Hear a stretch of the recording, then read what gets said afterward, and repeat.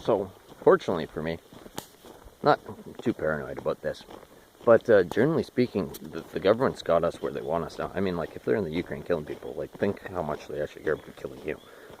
Probably very little, sadly enough. And then so, they got us in the position they want. They defamed socialism as much as they wanted to. Not everyone, but a lot of people are going to be happy to say capitalism saved us.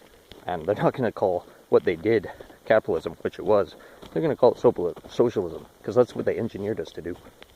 They're slating in their new world order exactly as they had planned on their agenda. This whole thing is just planned. All the protests and everything, that's not us winning, that's not us fighting back.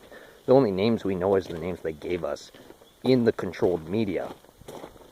The only thing we know is going on is exactly what they're telling us in the controlled media. And in that controlled media, they're trying to tell us it's socialism.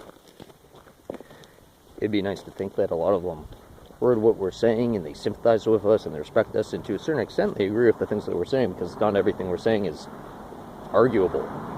But the reality is that those people are just like pretty much everyone else, you know.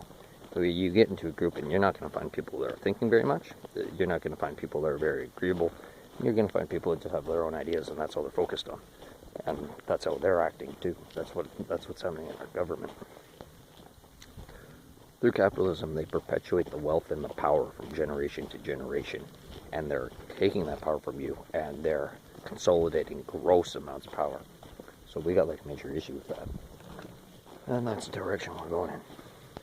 I mean, these protests mean nothing, really, genuinely. But whatever. It's supposed to be a terrible winter anyways. So I guess one thing to talk about is if you're going to grow tomatoes or something. When you start growing tomatoes early, and you get ready to transplant them, you're going to have to grow more tomatoes, because you start them early, and then you're going to have a second yield. You're going to want to have a second crop, because there's going to be the ones that you eat, and then there's going to be the ones that you're going to want to store for winter.